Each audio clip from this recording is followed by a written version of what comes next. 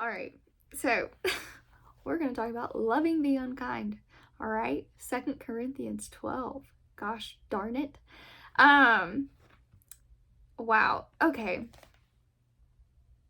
Unkindness, it just seems to be a theme that I've been experiencing the past few months. And I don't want y'all to think that it's people be like directly being unkind, because sometimes it's just life being unkind, and I'm gonna try and take both.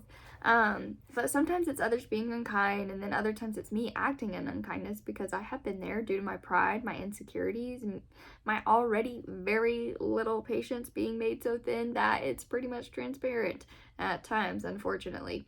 And when I first actually made this Bible study, because this is me coming back a few days later and then I've had life hit me again.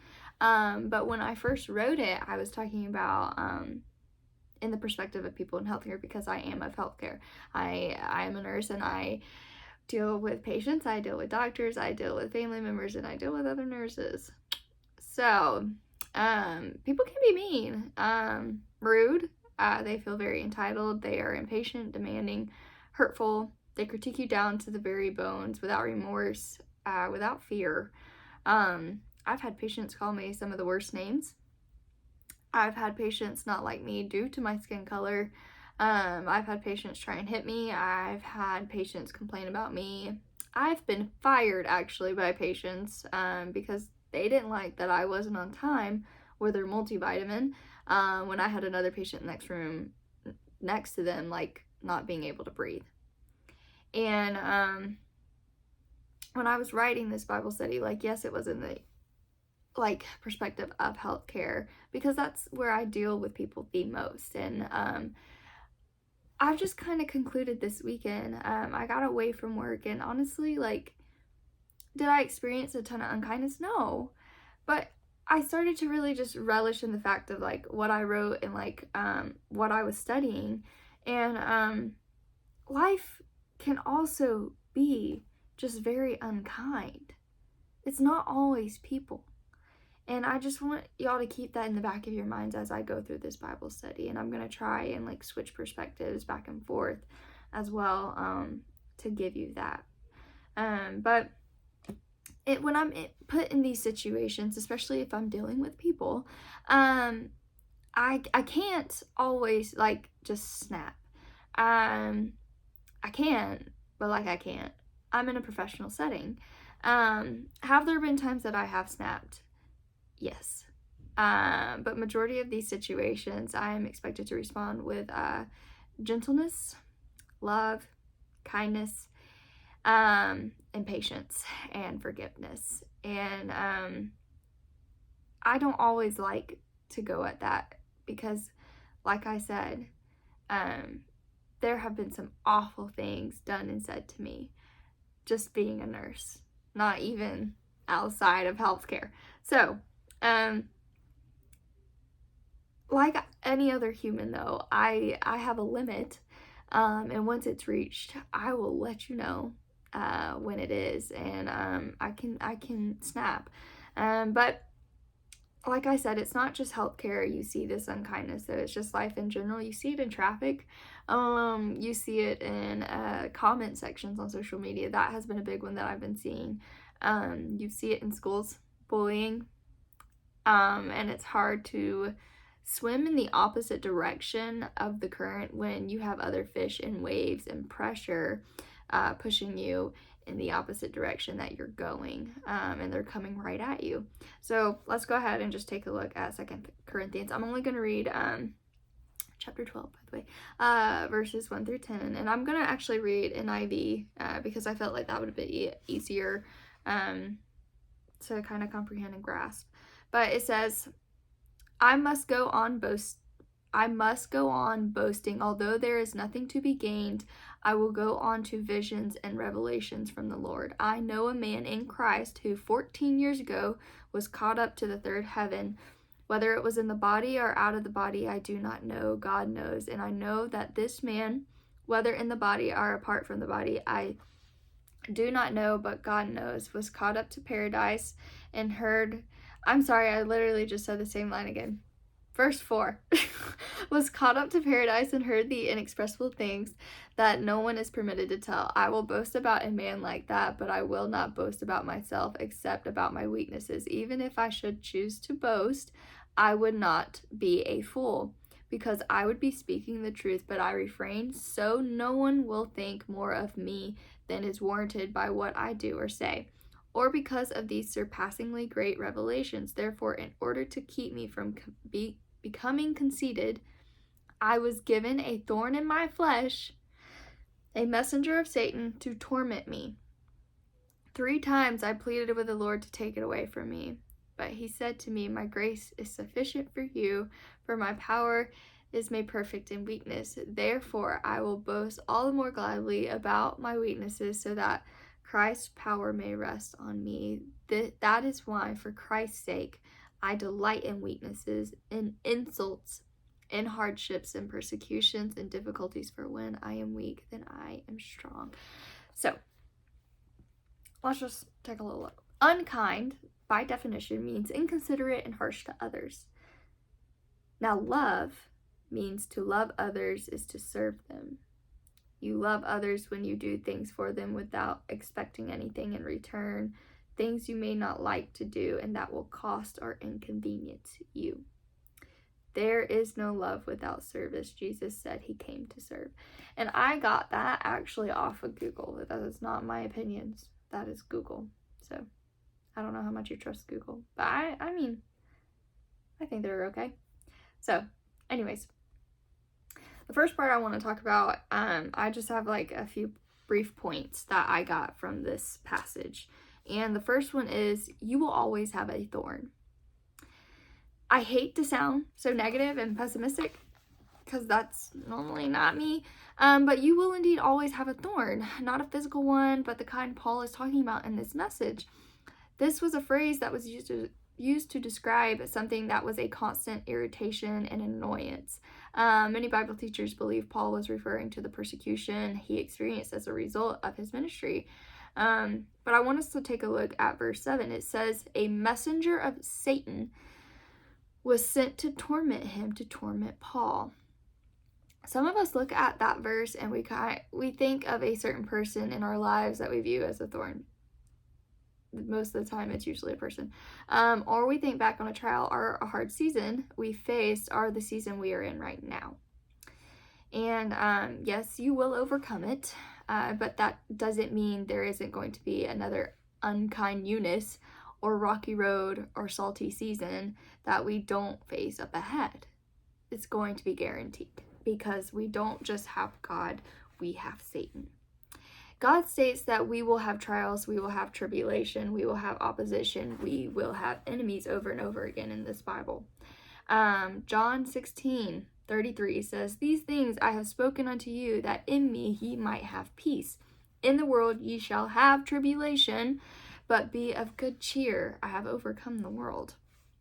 And then John 15:18, if the world hate you, ye know that it hated me before it hated you. Oh, I love that one. 1 John 3:13, marvel not, my brethren, if the world hate you. 1 Peter 4:12, beloved, think it not strange concerning of the fiery trial, which is to try you, as though some strange thing happened to you. Y'all ever have a friend like spill the tea to you and then tell you like, when they tell you, like, act surprised, like when this person comes to you and tells you this information that I have already spoken to you, don't be acting a fool, you gotta act surprised for me, don't blow my cover. And then you spend like a solid half day, working on your surprise facial expressions, hoping that they don't see right through the lie that you're trying to give them. Yeah, that's what God is saying. God is saying, don't even bother working on that surprise face, okay? Don't practice gasping. There is no need. I am telling you, and your enemy knows I am telling you. The enemy knows he is telling us. But what we so often miss in those statements, God never fails to tell us what to do to overcome it. He never once fails to give us the instructions needed to get through it. And I'm not saying those instructions are easy, and we'll go over those instructions. But he does tell you. So, my second point. What's the purpose of the thorn? Like, what is it? Why? You know? Like, you ever have somebody do something to you and it's like they're literally petting your peeves and you're like, why? Like, you know that bothers me, so why? Well, here we are asking, why the thorn? So in verse 7, this is the King James Version, and I want us to pay attention to, I'm going to give the ESV version too, but King James, it says, "And lest I should be exalted above measure through the abundance of the revelations, there was given to me a thorn in the flesh, the messenger of Satan, to buffet me, lest I should be exalted above measure." Pay attention to that word. Okay, now ESV, it says, "So to keep me from becoming conceited because of the surpassing greatness of the revelations, a thorn was given in the flesh, a messenger of Satan to harass me, to keep me from becoming conceited." So I gave both versions for a reason, but to answer the question, what's the purpose of the thorn? Paul says to keep me from becoming conceited because of the surpassing greatness of the revelations. That's the purpose. That's the reason. 1 Timothy 3:6, "Not a novice, lest being lifted up with pride he fall into the condemnation of the devil. You become prideful, conceited, self-absorbed, boastful, you fall right into the hands of Satan." And God is saying, don't. God knows where pridefulness gets us, or he wouldn't be telling us not to do it.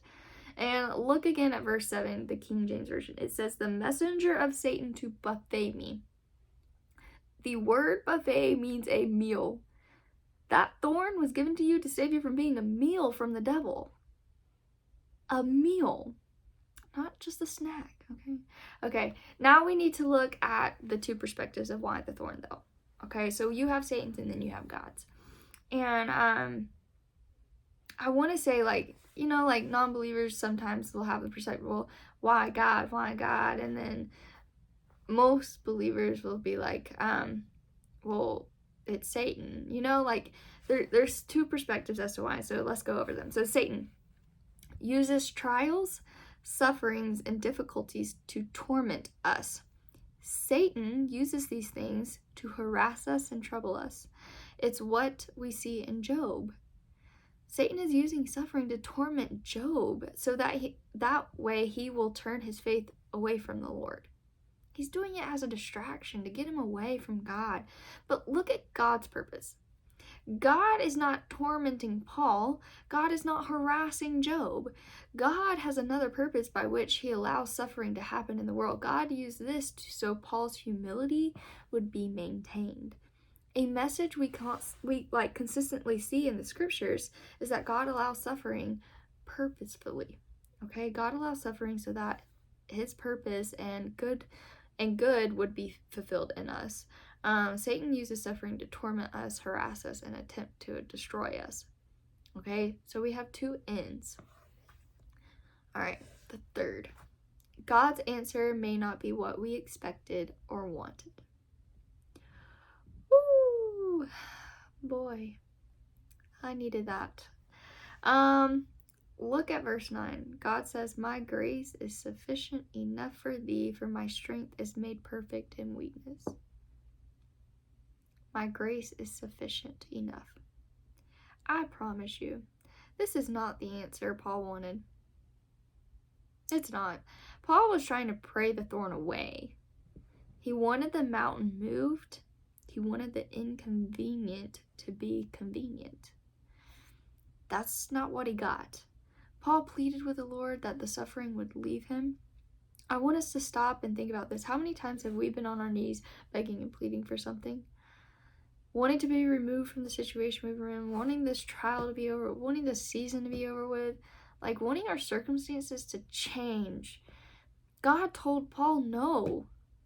Essentially, to his prayer repeatedly, no. God even told his apostles no. He did, multiple times. Our request for physical peace and rest often receives an answer of no from the Lord. God says no. So what's God's answer? My grace is sufficient for you. God has given us sufficient grace to endure. Notice the answer is not that suffering would be removed. Rather, God has given sufficient grace so that we are able to endure. We have exactly what we need for this life. We do. Sometimes it feels like we don't, but we do. We have what we need to endure, excel, flourish as disciples of Christ. We have God's grace to cope with the weaknesses that are not removed. We have God's grace to cope with the weaknesses that are not removed. I want you to look at it like this. Y'all ever played a sport as a kid? Okay, in college, and you always had this one kid that like loved a close call, like on the team. And you see it in the movies too. Like it's more like in the movies than in real life. Like I've only ever seen this like maybe twice in real life. But maybe you were that kid, I don't know. But what I mean by that is this, like the kid that runs to home plate when a coach is saying stop. The kid that instead of passing it down the court shoots the last shot before the buzzer goes off, even though he's on the other side of the court. Instead of the kid playing quarterback, throwing the ball down the field, runs it himself. Okay, now in the movies and sometimes real life, the player makes it to home plate. Okay, you get the call safe. That's what the umpire is yelling. Safe. The ball goes into the basket and the crowd shouts. The quarterback runs and scores its touchdown. These would not be redeemed as a close call if the game wasn't neck to neck. It would just be another point on the scoreboard. If your team was winning by however many points already, would it really matter? No. I'm not worried when the other team makes a point and I'm already 20 ahead. I'm just not. And if you're one of those people that are, honey, we need to do a Bible study about anxiousness and worry and all that, because we don't need to be worrying about that. It wouldn't. So can you have a miracle when the odds are already in your favor? No. It wouldn't be called a miracle at all at that point. Your faith wouldn't have been stretched. Your trust wouldn't have been put in the Lord. You're already winning. So when we endure the thorn, we make room for the Lord to work. We make room for God to teach us and mold us and meet us exactly where we are at. We make room for others to see God work in our lives. We make room for God to show us a miracle, for His power is made perfect in weakness. Is that not like a cool concept? It is when we are out of strength that we finally depend on God the most. Suffering is to burn away our pride, our self-confidence, and our independence. Therefore, we embrace the suffering given to us because we have been given God's grace, which is sufficient to endure and is necessary for the growth of our faith. God always takes weak people to show His strength because those weak people depend on God. Gideon was no hero. God is the hero who takes a fearful man and makes him victorious through God's power. Moses is an exiled shepherd who becomes the deliverer of God's people out of Egypt. David is an insignificant shepherd who becomes king of Israel and father to the King of Kings. It is in our weaknesses that allows God's power to be put on full display. This means we need to think about life and ourselves in a completely new way. Okay, so next. That doesn't mean stop praying. This is very important because I just told you, like, listen, God told him no. He did, but that doesn't mean stop praying. Because watch. Even Paul received the answer no 3 times, okay? But after each no, he still prayed. Okay, you still want to keep praying. But what happened? His request for something turned into him thanking God for not answering it how he wanted. Thanking God for not answering it how he wanted. It taught him something. It taught him why he needed the thorn. That gave him the spiritual peace needed and not the physical peace he wanted. 1 John 5:14-16. And this is the self-confidence that we have in him. If we ask anything according to his will, he heareth us. And if we know that he hears us, whatsoever we ask, we know that we have the petitions that we desired of him. If any man see his brother sin, a sin which is not unto death, he shall ask, and he shall give him life for them that sin not unto death. There is a sin unto death. I do not say that he shall pray for it. Ephesians 6:18, praying always with all prayer and supplication in the Spirit, and watching thereunto with all perseverance and supplication for all saints. Job 22:27, thou shalt make thy prayer unto him, and he shall hear thee, and thou shalt pay thy vows. James 5:13, is any among you afflicted? Let him pray. Is any merry? Let him sing psalms. Matthew 26:41, watch and pray that ye enter not into temptation. The spirit indeed is willing, but the flesh is weak. Romans 12:12, rejoicing in hope, patient in tribulation, continuing instant in prayer. And there are so many more verses that I can name off. Prayer is important. Prayer is necessary. Prayer is what keeps you focused on the Lord in the midst of the thorn. Prayer helps you find the reason, the purpose for the thorn. Prayer, persistent prayer, does produce fruit. It produces sweet fruit. You just have to be ready for the answer God gives you. And if it's the answer you weren't expecting, ask God to help you understand the answer or how to move forward from that answer. Okay, so what or how does this call us to do and act like and act in? So if we loving the unkind. So I pretty much gave you the answer. So what does that mean for us? How are we supposed to act? What are we supposed to do? And when we are in these situations, when something unkind happens to us, when someone is unkind to us, when we're feeling unkind ourselves, how do we act? Love. We act in love. God calls us to love. He tells us to act in love. We are to love, and that can sometimes be easier said than done. And trust me, I know it. I know it. We can say, well, God, they did this to me. Well, God, you don't know. He does. He does know. Jesus walked among us. Jesus experienced unkindness like no other. He never once lifted a finger to the one who was unkind. He never once yelled due to the unkindness. Did he yell and be frustrated with the people he called? Yes, he did. I don't want you to misunderstand that. God does have a fury about him. But he did not yell to unkindness being shown to him. Okay, so what was Jesus's response? Gentleness. Every time. See, we look at love as walking away, and sometimes that must be done when we are shown unkindness. Sometimes we have to walk away from that relationship. Sometimes we have to walk away from that friendship. Sometimes we have to walk out of this situation. Okay? I'm not saying walking away is bad. I'm saying it's not always necessarily the answer. Sometimes we say it's out of love, but sometimes it's because we just don't want to deal with it. We don't want to give the response that we should give because we know we're going to say something that we shouldn't. So, however, sometimes it's speaking up, but not out of anger or frustration or hurt. It's with gentleness.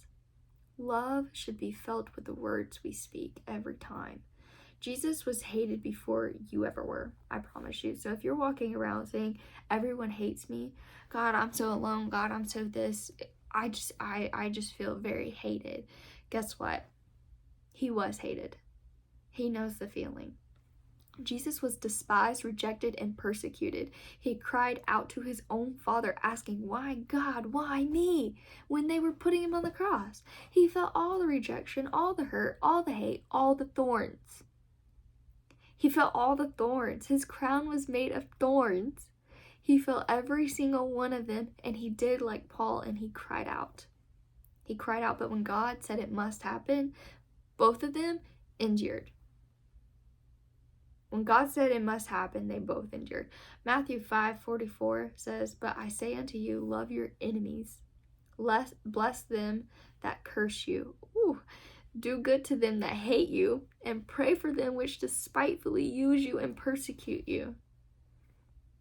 Romans 12:14, bless them which persecute you, bless and curse not. Luke 6:27-28. But I say unto you which hear, love your enemies, do good to them which hate you, bless them that curse you, and pray for them which despitefully use you. James 1:12. Blessed is the man that endureth temptation, for when he is tried, he shall receive the crown of life, which the Lord hath promised to them that love him. Ephesians 4:32. And be ye kind to one another, tenderhearted, forgiving one another, even as God for Christ's sake hath forgiven you. Proverbs 15:1. A soft answer turneth away wrath. Soft answer turns away the wrath, but grievous words stir up anger. Okay? Luke 6:35. But love your enemies and do good and lend, hoping for nothing again. And your reward shall be great, and ye shall be the children of the highest, for he is kind unto the unthankful and to the evil. Galatians 5:14. For all the law is fulfilled in one word, even in this, thou shalt love thy neighbor as themselves. 1 Corinthians 13:4-7. Charity. No, okay. Hold on. I was about to have it. Okay, I got it. Okay, 1 Corinthians 13:4-7. Charity suffereth long and is kind. Charity envieth not. Charity vaunteth not itself, is not puffed up, not behave itself unseemly, seeketh not her own, is not easily provoked, thinketh no evil, rejoiceth not in iniquity, but rejoiceth in the truth, beareth all things, believeth all things, hopeth all things, endureth all things. Okay, that one was a long one, sorry. Okay, my point is love. Okay, so to kind of wrap all of this together, unkindness brings out more unkindness. You will never win a battle like that. We often remember someone's unkindness first before we remember any kind thing they did. Don't we? For a fire to go out, its fuel must be taken away, and so does its oxygen. Fuel and oxygen, okay? Your fire can be an argument, a person, suffering, attack after attack by Satan. That can be your fire. Don't fuel it with more fire, with more anger, hurtful words, hate, yelling, frustration. Take away the fuel. Don't give it a reason to yell back and burn you. As cliche as it sounds, suffocate it with love. And I know that sounds absolutely cheesy. Suffocate it with love. Don't give it the reaction it's looking for. Don't give it the reaction of giving up, walking away from God, throwing in the towel, but don't be so readily to jump in the ring either. God wants you to jump in the ring, but he doesn't want you in there for the whole fight. It's his job to have the win. God even says that in y'all are really gonna make me look. I'll have to find it, but it does say it. I believe it's in Judges. No, just kidding. Yeah, 2 Chronicles 20:17, okay? God states that it's not your battle. So you can go back and read that. I'm not going to read the verse because I've already said so many. But it's not always your battle. It's his job to step into the ring when you can no longer hold your own. It's his job to step into the ring when you can no longer hold your own, and it's okay. It's okay to be like, all right, tech team. That's why he's there. I'm going to tell you a secret about my brothers, okay? And they're probably going to hate me for this. Please don't ever reach out to them, okay? But they are low-key, and by low-key I mean high-key, big time Rush fans, okay? For anyone who remembers the boy band TV show, they're now back together, in case y'all were wondering. They've been rewatching the whole show together for weeks, and last night I was sitting with them, shamelessly, okay, watching it myself. And in this particular episode, Kendall is upset, okay, over the negative comments of a video of him and his girlfriend were getting. And then finds all these websites hating on Big Time Rush and him, and he spirals. He starts reading all the comments, and he's getting frustrated and angry. He just gets so upset, and he wants to comment back. Okay, he wants so badly to comment back. One of the guys, Carlos, says, you can't hate haters. That makes you a hater. When you are unkind to the unkind, that makes you unkind. That's not necessarily me putting a label on it, but that is the description of your actions, if that makes sense. Your actions are being unkind, because I don't really like labeling people, so I'm sorry. And Kendall starts asking the rest of the guys, why are they not bothered and frustrated and hurt and upset over the comments people left about them? And each one of them name a fan that has sent them some words of encouragement. They know their username, they're like, so-and-so said this. Whether your bit of encouragement is a friend who pours support and love into you, a significant other, your family, and sometimes it can just be Jesus. And I don't mean to really put just in front of that, because that's more than you'll ever need. Sometimes it's Jesus, and that's okay. If that's your encouragement, I want you to hold on to it. And loving the unkind, I'm not saying this Bible study and talking about all of this because I think it's easy. When I do these Bible studies, it's because I'm struggling with something, and I need y'all to know that I am doing my best to be as vulnerable as I can with you guys. And sometimes these messages, they're just for me, and that's okay too. But I want you to know that loving the unkind speaks more about your character and personality than you could ever imagine. And that's what God did. He loved the unkind more than we would ever be able to. And he died for them just as much as he died for the kind. And sometimes the kind are not always kind either. Okay? I have my moments. So, sorry. But that's all I have for you. And I hope you guys have a blessed week. And I love and appreciate every single one of you. If you need anything, please reach out.